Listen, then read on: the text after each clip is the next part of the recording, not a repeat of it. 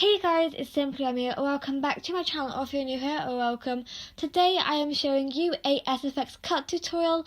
In this video I will show you two ways on how you can get a gory SFX cut for this Halloween. So this tutorial is pretty simple. I have two ways.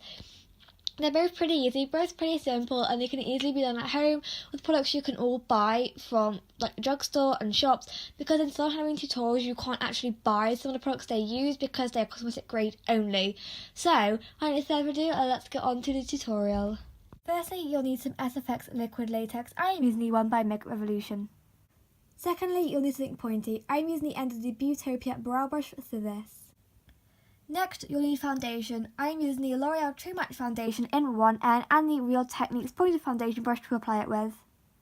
Next, you need some eyeshadow to create definition within the wound. I'm using the Makeup Revolution times Surface Nails eyeshadow palette and a Byeeee fluffy brush to apply it with. Next, you need some face powder to mattify it all down. I'm using the Rimmel Clear Complexion clarifying powder and the Real Techniques powder brush to do this all with. This next step is completely optional, but I highly recommend it to make it look really realistic. I'm using some fake blood by Makeup Revolution on a detailer brush by Real Techniques. First of all, I'm applying some liquid latex to my hand. Try not to apply too much, but just an even amount, I guess. By the way, this stuff actually stinks so bad, so I don't recommend sniffing it at all. It smells really, really bad. And as I'm applying about that much, I can smell it now. That stinks so bad. Next, just wait for the liquid latex to dry. I recommend leaving about 5 minutes before it's fully dry, before you can start doing stuff with it. This is what the liquid latex looks like when it's pretty much dry. It's not fully dry yet, but you don't want it to be 100% dry when you're doing this part. If you're doing it when it's 100% dry, it's fine. It just might be a little bit harder to do. So with my little pointy end of my brush, I am just going to start, I'm just going to dig it into liquid latex and start pulling. Now, liquid latex is quite rubbery when it dries down, so it will be quite hard and quite stretchy, but you should see slowly a little rip starting, and that's what you want. You just want to stretch it down as far as the liquid latex goes. Don't go to the end of the latex, just stop before it sort of ends, and you can make it as big or as small as you want. They made it a bit of flabby bit of it at the end, but that's fine. I'll be covered up in a bit, which I'll show you how to do, and I'm just pulling it down. If you have put it on a part of your skin which is quite hairy, it might sting a bit, but honestly that's so normal because it is literally rubber that has dried down on your skin. Right, so once you are happy with the length of the rip, I'm just getting my fingers and just literally pulling at the latex just a bit, just to raise it up, get your nail under it and just lift it up, and this gives it sort of more a torn element to it and a bit more weird, if you can see it's gone a bit more rolled up and curled up, and that's what you want with it. So I'm just doing that all around the latex edges. And that is what we are currently left with to deal with. So, next part is super duper easy. It's going to grab your foundation, which I'm using the L'Oreal True Match, and your foundation brush. You don't have to use a brush if you don't want to, but I highly recommend using one. And, oh, I just knocked over something. You're just going to pump it out somewhere. I'm just going to pump it out. Where should I pump it out to? Let me take my watch off so I can dispense it on my arm without getting it all over my lovely, gorgeous watch I got on holiday, right? And I'm just pumping it out onto my arm. Don't put out too much. I can't sort of tilt it because it's real liquidy, but yeah. And just picking up a bit on the brush, you're just gonna sort of apply it all over the latex, covering the whole thing. Now, if your foundation doesn't 100% match your hand, that is okay. Or if it's a bit too dark maybe, because you like your foundation a bit darker than your natural face, that is fine. Honestly, you can work with it. If you have a slightly too dark foundation, if you have the Makeup Revolution Ghost Whitener, I highly recommend using that just to lighten up a bit. Or if it's a bit too dark for you, or a bit too light, don't worry, it will darken up. Most foundations do oxidize when they are left for a while, so don't worry. So you will notice there's like a slight sheen from where the latex is. Don't worry, we will get rid of that in a few minutes. I will show you the easiest way to do it ever. Literally, it's so easy. It's using your face powder. And you can cover your whole hand if you want. If you are doing white face paint all over your hands and face, feel free to use that instead of foundation. That is just what I'm using now for this tutorial. Right, that's what we are left with. Let me wipe this foundation off my arm. Yes, a bit of a waste, but I don't care. Also, I've got one of these cotton wool thingies stuck to my tissue because I had to smooth up my liquid latex a little bit. Right, so that is what we're currently left with. It doesn't look super like a cut right now, but don't worry, we will sort that out now. Okay, so next you're going to grab your eyeshadow palette. I'm using the Makeup Revolution Tones and Surface Nails palette, and I've got to try and open this somehow. It's so hard to open, literally, like, so flipping hard. Okay, I got it open. And this is what the palette looks like. It is honestly so flipping gorgeous. I love it so much.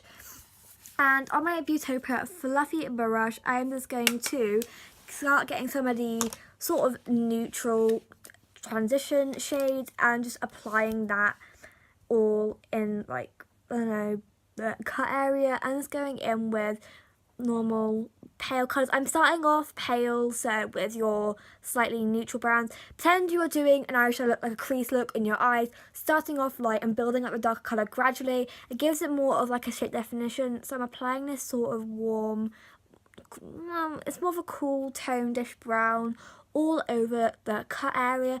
If you get it outside of the liquid latex cut, like the little cut area, don't worry. We can clean that up. It will be cleaned up in a bit. You can always add more foundation to cover up bits you're not happy with if you want to.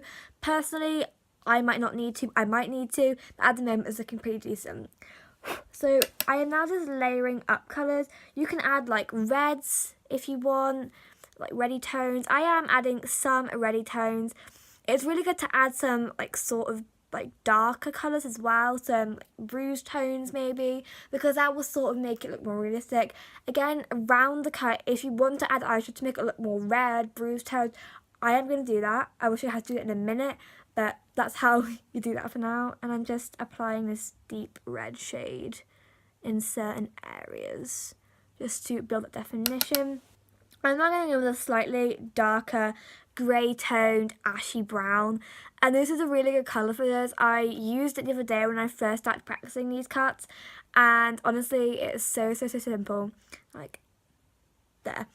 And now going in with a sort of a fudgy warm toned brown, I am just picking up small amounts of that and applying that just around the edges sort of, just to like intensify it almost and add more definition to the wound, like so. And if you are unhappy with the way it looks, you can always change it to suit you, but that is currently what I am happy with. So now I'm going in with some reddy tones, just lightly, and I'm just sort of like dusting them around the cut just to sort of emphasize that it's painful and it hurts. We're going to be adding some face powder in a minute, so if you want to do this afterwards, you can, but I'm doing it now just because I can. And that is currently what we're dealt with. That is what it looks like so far. I'm going to leave that part of the hand because that is where the fake blood is going to go. Of course, if you're not using fake blood, you can completely leave that out. At the moment, it is looking pretty gross already. I mean, I'm pretty creeped out already. But honestly, guys, you can make it look so much more realistic, so simply. So just you wait. You'll just wait. Okay, so now I'm going to grab some face powder. I'm just going to try and open this without getting everywhere because I dropped it on holiday and you can see my gross sock. And I'm just going to, I got it on my carpet. No, and that went everywhere. And I'm just lightly like dusting this around the latex in the cut because liquid latex is shiny. Sorry, I just got a bit of my carpet. Liquid latex is shiny. It is literally like rubber, liquid latex is, so it is shiny. Yeah, so this sort of takes away the shine of the latex and makes it look more matte because your hand is not glossy and shiny like liquid latex naturally is. So yeah, and that is what we are now left with. It does look a lot more realistic now, plus the foundation also matches my skin tone a lot more now, so you sort of can't see an obvious trace line. Brilliant. Okay, so Now the next step is to add slight bits more red just around the areas you want. I'm just adding them in some areas which I think they'd look good. Boom. Boom. Okay, so now if you're not applying fake blood, this is where you end it. Or if you are applying some other form of fake bloodish thing, this is where you apply it. So I'm using the fake blood, as I mentioned in the intro for this part. This is really realistic, but so super liquidy. So when you're applying it, be so careful. And also, it sort of does stain your skin slightly, but it does wash off after a few hours, so don't worry. And I'm just applying this on my little brush that I mentioned. And I'm just going to, first of all, start by staining the flappy bits of skin. And I recommend using it in slightly larger chunks, in slightly larger bits, because it looks more realistic then. Because when you blend it out more, it does slightly go a bit more pink toned, which you definitely don't want. So I'm just dabbing this along, and this is what we are currently dealing with. And it's starting to look really realistic. And you don't have to add loads of fake blood if you don't want to. You can literally add that and that's it. But I am adding more, and I've put too much on my brush. I am adding quite a bit because I feel like the more you add, the more of a gross, creepy effect you're going to get for it. And this is literally really simple and easy to do. You can do it anywhere on the body. I don't recommend doing it on really hairy parts because the liquid latex is quite painful to peel off. But if you remove it correctly, which I will show you guys how to do in another video if you guys want, it will remove really easily and really smoothly. If you remove it by using a makeup wipe or some micellar water and then peeling it off, it's a lot less painful. Now I'm just beginning to apply the fake blood on my hand, just sort of staining my hand like so. And just to make it look even more realistic, I'm obviously putting the fake blood in the cut because that's where the blood came from, and if there wasn't any in there, I think people would be a bit worried, so I am now just doing sort of that, just splodging it on, because it's not gonna be so perfect, because it's not meant to be perfect, because this is far from perfect. Having this gross cut on your hand is not perfect, but honestly looks so much better like that. And this is pretty much what we're left with. You can cover up any mistakes with this fake blood as well, which is so good. You can hide your mistakes with fake blood. Brilliant. And I'm just applying this. Again, if you do get it on your fingers, well, obviously you're putting it on your skin, don't worry. If you put foundation under, it won't stain as much because I'm only staining the foundation and latex. It will stain your skin a tiny bit on that area there, but honestly it washes off so easily. Again, if you guys want to see a tutorial on how to take liquid latex off, please tell me and I will do it. And here we go. We have got a gross mangled cut. So this is my first way of doing it. This is the easier way of doing a liquid latex cut. So if you guys want to do this way, make sure to tag me on Instagram and Twitter. And now on to the next way to do it. I'm just going to give you a bit of more of a close-up shot. There will be pictures on my makeup Instagram and on my Twitter later on for you guys to view. And yeah, that is the first cut, and that is what it looks like. For this next look, you'll only need some cotton wool pads. That is it. Nothing else is different except you'll need some of these. Okay, so the liquid latex is now fully dry. I waited about 5 to 10 minutes just to fully dry because I wanted to make sure it was actually all fine, because I did apply quite a lot. So this next part is exactly the same as the one I did before, so I am going to skip through. If you did jump to this part, I recommend going back and watching the part where I showed you how to do the darkness inside, the foundation, everything. Nothing's really different except you're doing it over this part, and I will see you guys in a minute for the fake blood. And we are back. This is what my wound currently looks like. I've had to add some artificial light because, again, it has gone slightly darker since I last updated you guys. So this is where we are currently at. The hard thing is to tell when the liquid latex has fully dried, because obviously it looked like it had dried, it felt like it had dried, but it hadn't dried inside the cotton. So when I applied it, I like got my foundation blender out, but some of the foundation actually solidified on the end of my brush. I don't know if you can see, but it's sort of solidified at the end of my brush. So this is what we are currently dealing with. It looks really grossly weird. So, fake blood time. Now, it's going to be a bit hard to do this. Did I get any on my carpet? I had like a horrible moment where I thought, oh my god, I got some on my carpet. But no, okay, so I'm just literally gonna get some on my brush. It's so hard to control the amount you get. It's literally so hard. And I'm just now gonna do the same as last time and literally go to town on putting it everywhere. It's kind of the fun part with doing Halloween makeup. There are no rules. There's no one to tell you can do this, you can't do that, you can do this, you can't do that. It is literally just like, you know what, here's some Halloween makeup, go play. It's like, just go to town, go play, have fun. So I'm actually just putting this sort of everywhere.